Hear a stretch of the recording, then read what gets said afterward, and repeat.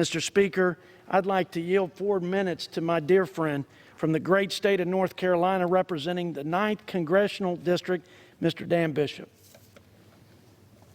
I thank the gentleman from Texas, my friend Mr. Arrington, for hosting this special order. It's an extraordinarily important topic. And here's another angle on it. Tomorrow, on the floor of this House, Democrats will pass 2 mass amnesty bills, H.R. 6 and H.R. 1603.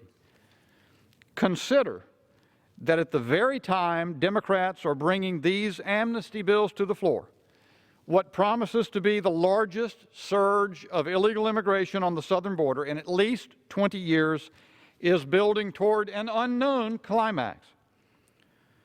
The Biden administration has precipitated a humanitarian crisis so big that even they can no longer deny it.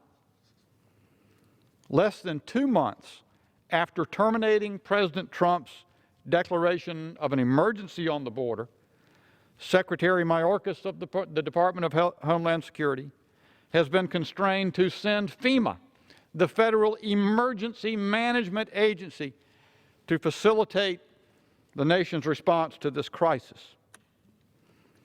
Today,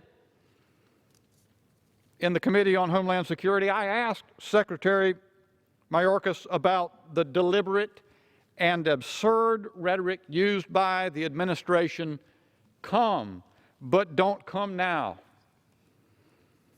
I was unable to secure from Secretary Mayorkas a straightforward acknowledgement that it is always wrong to incite migrants to enter the United States illegally.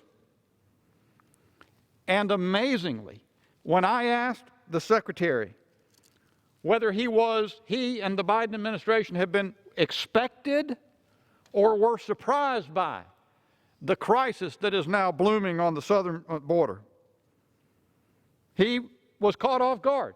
He said he had no expectation whatsoever. I couldn't believe it, and I don't think the American people can believe it.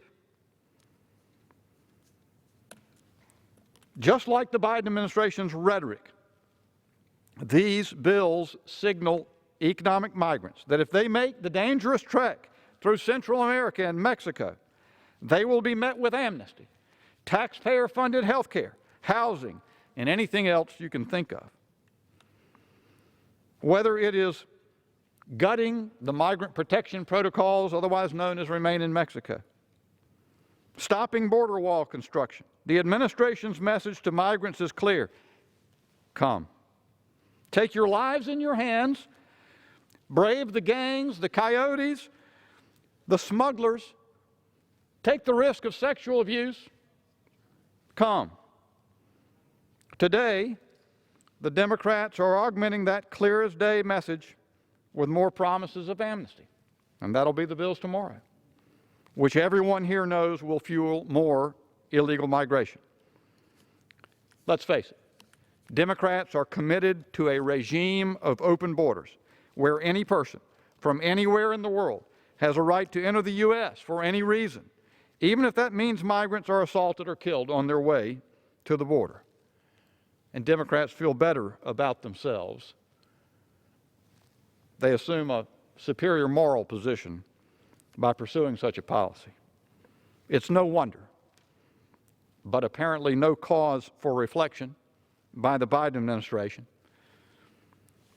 that the CBP very recently apprehended 4 individuals on the terrorist watch list crossing the southwest border. Secretary Mayorkas admitted that today, and then went on to say, well, it's nothing unusual, more or less. Amazing. I've heard some of my friends on the other side of the aisle complain that Republicans are not offering solutions. Let me offer 3. End all talk of amnesty. Reinstate the migrant protection protocols that provide more for their safety than the policy that's now articulated. And finish building the wall. Let's resume a responsible border policy.